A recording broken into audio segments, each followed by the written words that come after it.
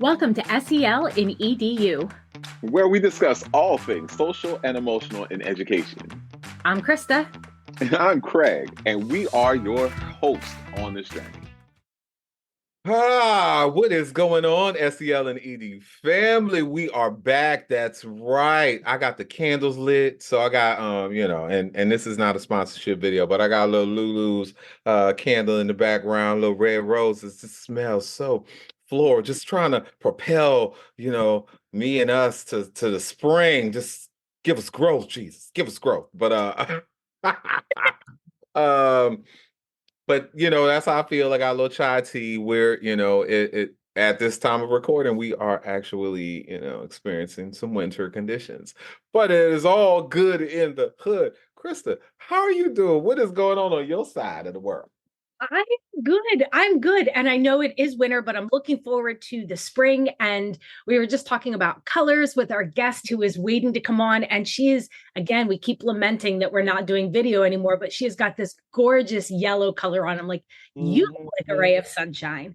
And so I'm usually kind of in darker shades or like royal kind of colors, like deep colors. But Craig, you've got a really nice sweater on right now. It's kind of like an off-white color. Yeah, this is a little cream, just to do something to just make my shoulder stand up a little bit. Because you need to stand up a little bit more on a 6'3" frame. Hey, it's all good. All good. You're talking, I'm a shorty over here at 5'4". Tall in stature. Tall in stature, regardless of whether or not you have a particular height. It's just about how you show up in the world. I think it's tall. Well, and you know what? In one of our deeper view recordings, I'm going to have to tell you that I've been going to get Rolfing done. So there's this woman named Dr. Ida Rolf, and she talked about like clearing out and like stretching your fascia. And so I'm working the last couple months on getting my frame realigned so that my stature is like more. Yeah, we're going to have to talk about this later on, but it's a thing. So even at 5'4", I'm going to be the tallest 5'4" that I can possibly be. Okay. Sounds good. How are you today? I'm doing pretty well. It has been a very exciting week in regards to there's a book club that I led last night, focused on the book Belly of the Beast by Deshaun L. Harrison. And it's this intersection of conversation around our bodies, how we have been socially conditioned to believe these notions of gender and race and how and so much more. And so this book was such a great read, and and I was in company of some really phenomenal folks who had incredibly brave and vulnerable conversations around our bodies. We talked about gender, we talked about race a little bit, and just so much more. And so it really warmed my heart. So I'm feeling really good. Good. I definitely want to tap more into that as well. The whole kind of like presence and how we're showing up and perception. But I also want to introduce our dear friend and guest, who is also an ASCD emerging leader. We have known her for many, many years. And you and I have been talking for quite a while about getting her on this podcast. I don't think she knows that. I don't think she knows that. So I am so excited to welcome Dr. Chaunte Garrett to our podcast. She is the founder and CEO of L Education and EmpowHer Ed. Now listen, it's EmpowHer Ed. I love this. EmpowHer Ed. And so we're going to talk to her about that, in which she consults and serves to empower learners and leaders to excel. With decades of experience in education, she has served as Chief Academic Officer, building and district level administrator, teacher, and superintendent of a K-12 campus in North Carolina, where the weather, I'm sure, is much warmer than it is up here in the north. In her career, she has successfully supported and led school transformation efforts in multiple school districts, achieving improved student achievement and academic growth outcomes. She's got a phenomenal story. As superintendent, the campus achieved meeting academic growth across content content areas with all subgroups of students. Let me say that again, all subgroups of students. The foundation of this work is creating equitable learning opportunities and a whole child approach, emphasizing high quality instruction, STEM, SEL, and college and career preparation. Dr. Garrett, how are you today? Welcome, and what is on your heart? Thank you so very much. Thank you, thank you, thank you. I'm excited and feel very blessed to be in the company of both of you all, friends, family. Hey. Family, and some of the true essence of the words. Some of my more vulnerable moments have been with the two of you. And I appreciate that, because vulnerability is a place that you definitely have to find safe places in order to do that. So I'm extremely grateful for, but I think even before we even knew what social emotional learning was. True. How are you feeling today? What's on your heart? And you look like a ray of sunshine. It just thank you so much. Thank you. I'm gonna pack you up and bring you home. Just glad to be here with you all, feeling extremely blessed in these moments, in this season. Extremely honored to have been asked, to get to hang out on the SEL and EDU podcast. Y'all have been having some heavy hitter folks and some great conversations. So I'm just honored to have been invited among some folks that I admire, to sit with some folks that I love and admire. I've been watching grow and have been learning from on my own journey. So, well, before we started, we were talking about this idea of growth and just how it's a journey for all of us. And I think two things that really resonate with me is that you talk a lot about instructional leadership and what that means for folks. And when I think about you and I get a chance to sit in community with you, I walk away always feeling like this calming presence. You're so thoughtful in how you articulate your thinking. And when you speak, I feel like you take a lot in. And then when you have something to share, I'm like, dang, that was so profound. And so when you think about instructional leadership, what does that mean for you? And how do you aspire to model that for other people so that they can continue to grow? Yeah, instructional leadership, I think we take it at its word, right? What is instruction?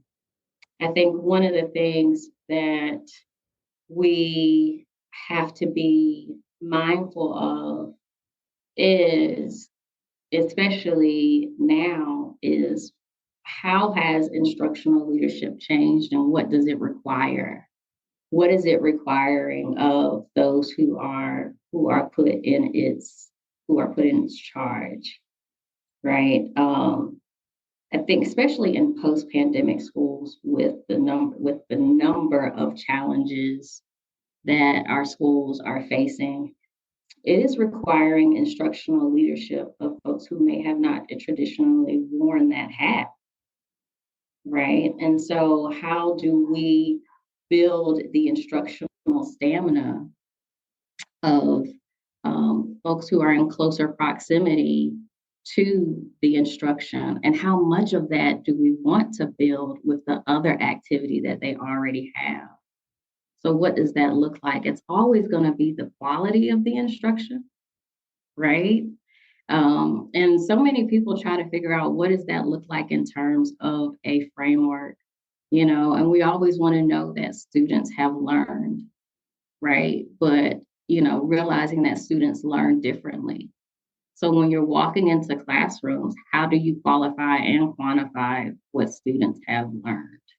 You can have some of the kids who look the most disengaged, but they have learned. You have some students who look the most engaged and they haven't, they just playing the game, the song and dance or what have you. Um, and so you also want to know that the teacher is well prepared, right? We see these debates around lesson plans. Should they be checked? Should they be made to have them available? Should they be turned in? What have you? But we know that there needs to be a plan there. Whatever the routine, whatever the structure, we know that there needs to be a plan there. We know it needs to be aligned to learning, right? And who's responsible for making sure that that takes place? That's the instructional leader in the building, and in those different capacities, or however we're aiming to make sure that those things are in place and happening every single day. And one of the things that I try to stress is not just for all children, right? Done with the blankets, for each child. That way we know that each child is getting what they need. And that's the other piece to instructional leadership, right? So when we're looking at these plans and we're looking at all of these different nuances, how do we know, right, that each child is getting what they need? Are we relying solely on looking at the plans, or are we looking at how they manifest within the classroom, and without the classroom, right? As the child goes throughout their day, as they're moving throughout the hallways, as they're moving from space to space, we should be able to see evidence of that learning having taken place, having taken in, and being translated from space to space that they participate.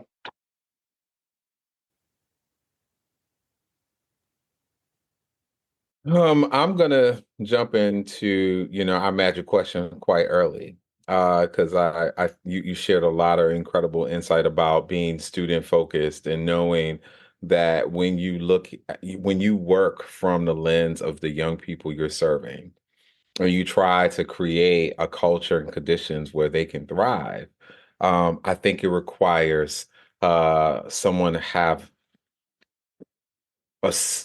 deep insight on who's in the work with you, having a real good pulse on the energy that's in that building, in that community on a day-to-day basis, that you're already anticipating where the boundaries may show themselves up, and folks may have may display a level of imposter syndrome to lots of things. And I strongly believe from all from our years in being connected that you carry this. But I'm curious from you, what do you feel is your superpower today? Oh, that's funny. My superpower today, um, and there's a lot of learning that's been taking place, right? A lot of learning and a lot of shifting that's been happening for me that I'm extremely excited and happy about. And so I think what I know, one of my superpowers has always been I'm a builder, I'm a creator. That's where I love, that's where I thrive, right? And I think that's one of the places where I get to I can pull people along, right? One of my favorite questions to ask in serving, when I was serving my community was, what will we build, right? Not like, oh, what we gonna do? No, like, what will we build? Like, we got this opportunity, y'all. Like, everything's on fire. What we gonna build when we clean it up?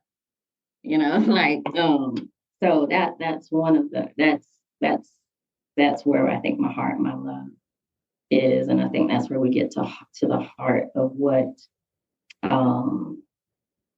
people need, and I mean that's what communities need, right? When we serve kids, we serve communities, we serve families, we serve communities, and I think from that perspective, we build so much more than just grades and report cards and resumes. We build communities. And I think, along with that, I think authenticity. I think that's something I had to learn. Being able to show up as myself. I think one of the things that Krista and I connect, I think the first time Krista and I connect, she's like, too. She got when I was an introvert. Yes. I'm like, oof, there's another one of me.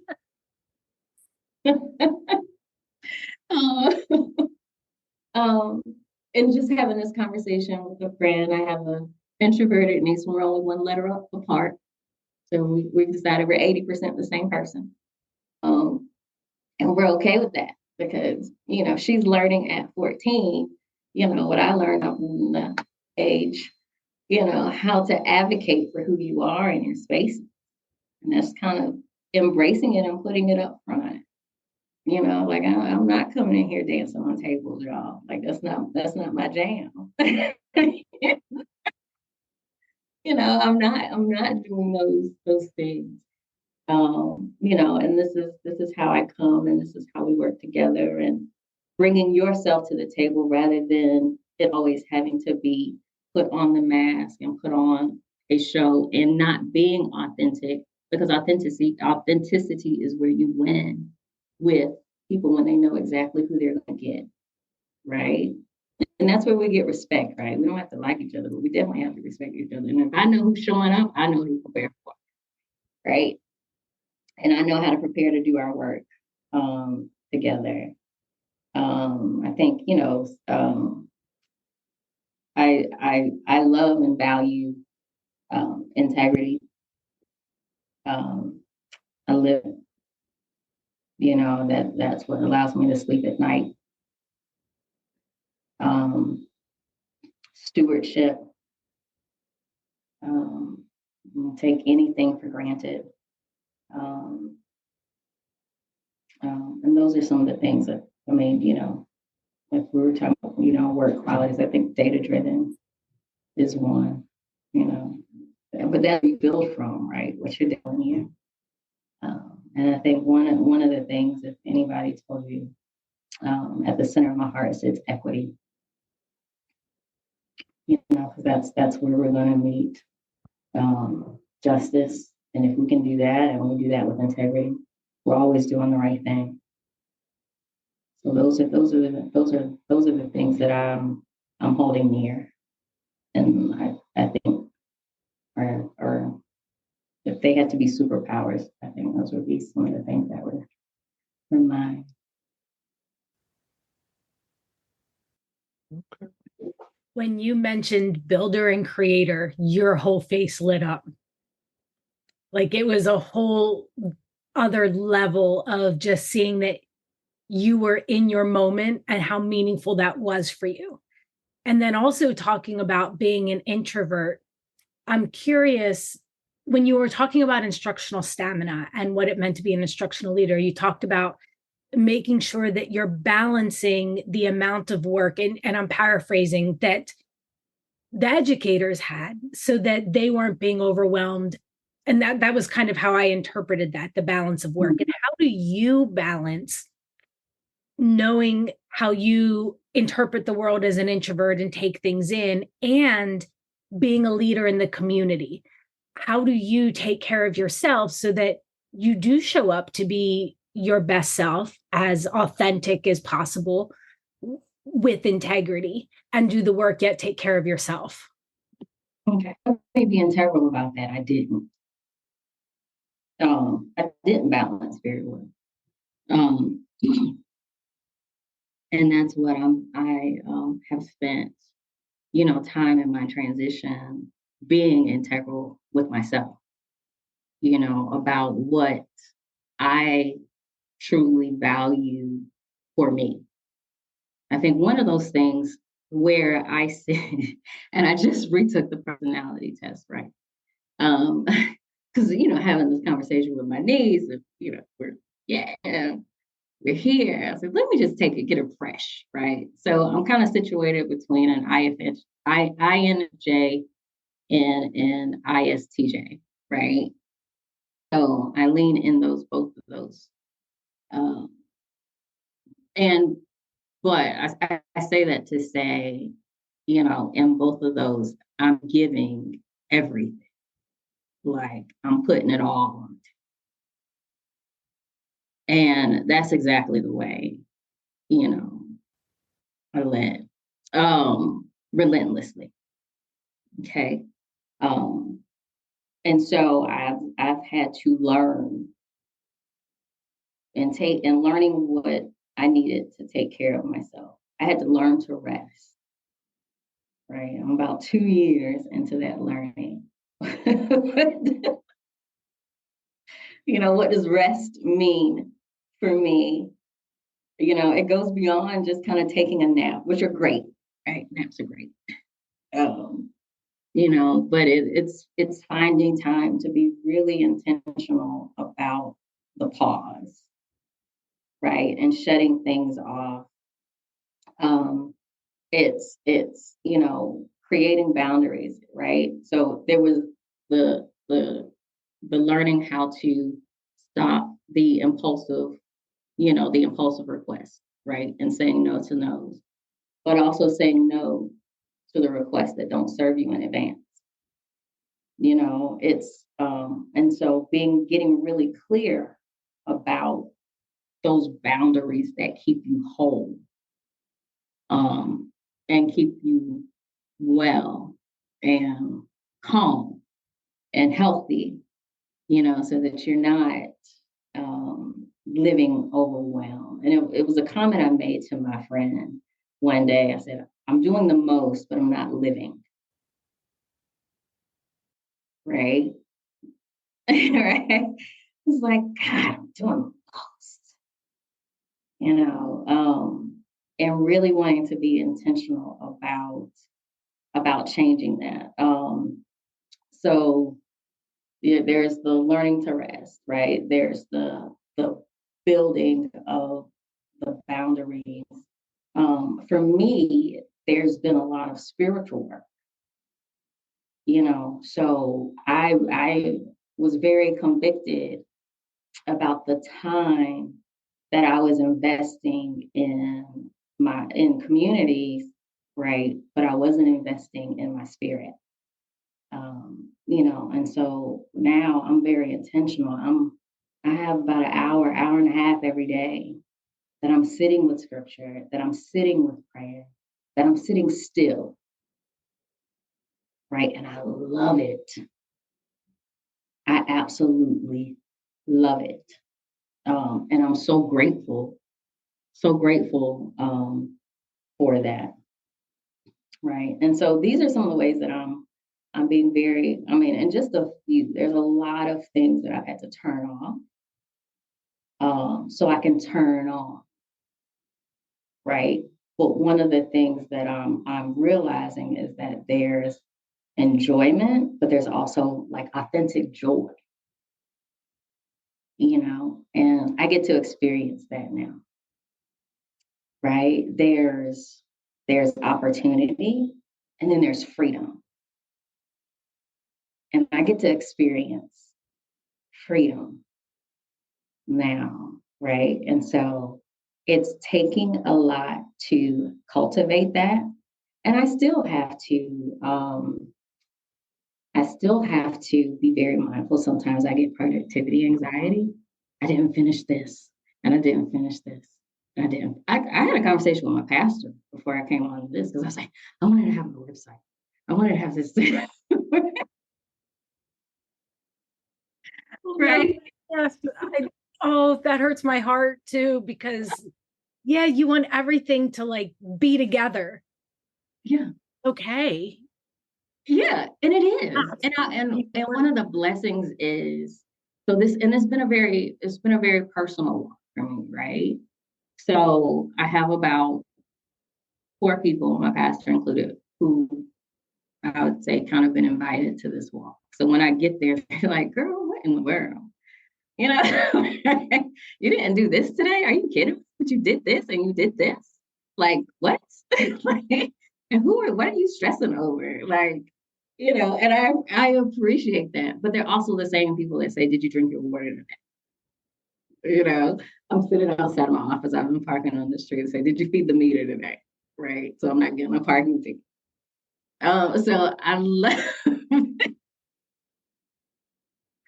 and what I continue to share with people is I just absolutely love what God is doing in my life right now. And where he's brought me to, because I'm loving connection, right? I am enjoying, like, I love my school community, and I loved who I got to serve, and I loved where I got to serve. But I'm loving the way that I'm getting to connect with people now. I love that I was able, even if it was only for 15 minutes, able to sit in your session, Krista. You know, last year I would have had two phones. I would have had to sit outside the session, like, and not have been able to take it in, and take in and sit as a learner, because you're constantly wearing that hat all the time. And so I love exactly where I'm positioned right now. But yeah. I I am curious, and thank you for sharing um an inner view of your journey and evolution. For those leaders who are standing right next to you, in this, what sometimes feels it can be empowering, but can be exhaustive. And they're making decisions or have made decisions on whether or not they want to continue this journey further. It doesn't mean that they're not incredible servant leaders like yourself and don't have young people in the communities you serve at the heart of who you are, but they're also human. And as you shared, layers of your own development and how deeply tapped you are into your spiritual self, and how you are now recreating the conditions and environment where you can thrive by having the key people are who are a part who you've invited in to call you in where you need to be called in, but to love on you as you continue to evolve more into who you want to be. Um, and so my curiosity for leaders who are really thinking about their own social emotional well-being, their own adult well-being, they're thinking about how are they going to continue to lead this work or be a leader, whatever that means in whatever context, because it doesn't just mean that you're a principal, doesn't mean you're just a superintendent or an executive director. You could be a coach as as you're doing that work as well. You could be someone who is a clinician and leading a team of people, and you're doing student support work. But folks who are listening right now to your journey and the spiritual elements of this journey are resonating for them. I'm curious what is or would be your advice to people standing alongside you in this journey, and what would you advise them to take on for themselves in regards to the levels of introspection, the levels of self-care, the levels of self-accountability and self-efficacy that you have shared with us that maybe they should explore for themselves? And of course, it may not look exactly like your journey, but I think maybe for them to give themselves permission to actually step back and pause, like you talked about, and be able to step into something that actually resonates for their own spirit and well-being. So just Um, curious.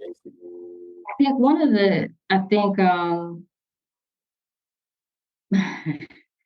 it's funny because I haven't given this advice any other time, but it's where my heart was situated today. Um, and it sits, one of the things that has sat on my heart as I have navigated my own transition, as I birthed the vision for EmpowHer Ed, as we have seen what has unfolded, even with Claudine Gay over the last week. Um, you know, I think one of the beauties that I had to realize is that I had choice. to exercise freedom, right? And so I made a choice, to transition to gain the freedom that I had been praying for. But I don't think that we always envision the fact that we have choice. And I'm situated in my space as a Black woman, and I'm using that as two identities in one.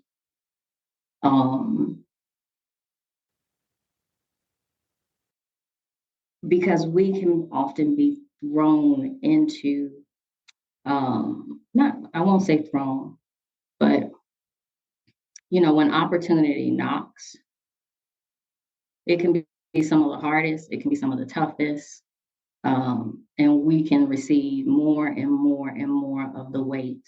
If you show that you can carry it, we're going to keep giving it. We're going to keep dumping it. We're going to keep handing it to you. And I think it's also something that we inherently believe that we have to take on. We are, especially in education, we are the nurturers, right? We are the givers. And our value is often questioned, right? Our worth is often questioned. Our credibility is often questioned. So we always have to prove with whatever is put on the plate. And my advice is to always understand that you can choose, okay? You can choose to stay, and you can choose to do. But I want you to be able to exercise your choice, right? The blessing for me is I made some very clear choices to serve a trauma persistent community. I made those choices not realizing how heavy the trauma was on me, right? And so, when I'm telling you being integral, I didn't realize how unbalanced, my day was. Because I didn't realize how unbalanced my day was. It's trauma persistent, right? So we go to the next thing. I made a comment the other day. I had finished coaching, working with a leader on some things, and I was so satisfied. I was on the phone with a friend, and I said, "You know what I love about what I get to do now?" And that immediate response was, "Do you know what I love about hearing you say what you just said now?" And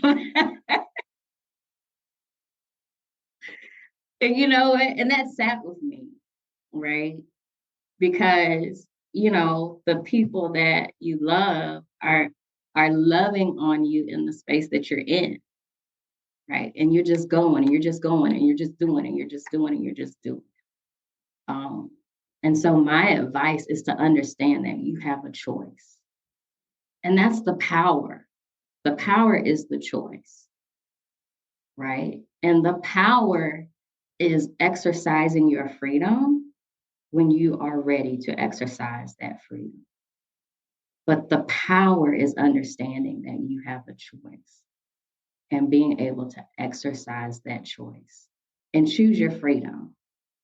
And that's what I want leaders to do. I don't want you to feel stuck because you're too valuable, especially right now. I don't, and if you feel stuck, I want you to know you chose stuff. I want you to know that you chose stuff. Like, I know that I am choosing this, right? And exercise your choice. so that you, and then exercise your freedom. Wow. Wow. That's all.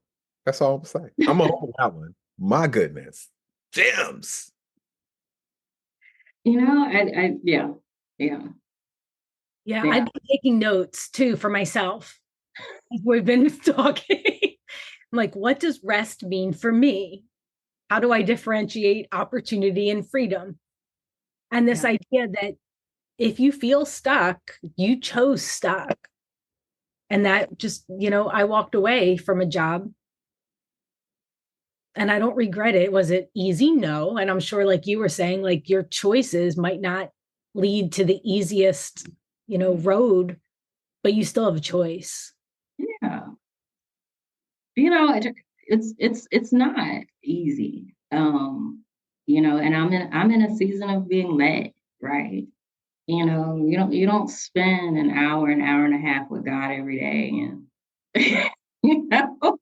you know, and walk away and just not, well, I pray, not have some sense of clarity, and duty of obedience, right? And that's it, that's, so yeah, it's yeah. So, if there are other leaders here who are really feeling all the feels like I think Greg and I are feeling right now, I'm like, ooh, I have so much to ponder right now. And think about, like, what is it for me this year? Like, what? Yeah. And like taking these pieces in. How can people get a hold of you if they're like, you know what? I need to hear more of Dr. Garrett and listen in or read her work and try to get on this path of discovery that she's been on while serving a community, as you said, that's trauma persistent? Yes. So you can reach me through my website. I do want to be clear, I did transition out of my community, right? And so I am now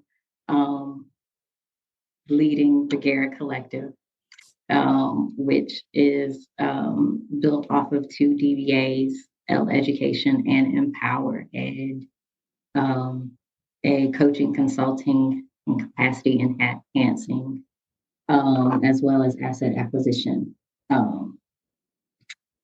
company to empower leaders and learners to excel. So, but through my website, drncgarrett.com, as well as through my social media, all of which are being updated. However, they all still lead to me. So if it starts changing day by day, it's just know it's under construction. Keep us and please know that after 3 years, I'm still under construction and I'm still updating things. So it's kind of like that never ending process. Craig and I talk quite a bit about that. Well, it is, in this process, it has been an evolution. You it's the choice factor. You leave and you have one plan, and building and creating lead you to some other things, and go along for the ride. Wow. We're here. So that's the Ella EDU family. My goodness. Dr. Chaunte Garrett just gave so many gems. Aww. So many gems. And so I I wish I could capture in a very concise way how powerful this conversation has been. And no matter when you hear it, I believe that it's done with purpose. Like your intersection and your all of the things coming together at that moment is especially designed for you to hear this message. Seriously. So we're going to send everybody lots of love and tons of light hold you and all you hold dear real tight. And we will be back quite soon with more conversations, more enlightenment, more liberation, because you deserve it. So keep standing in the SEL light. We love you. Y'all take care.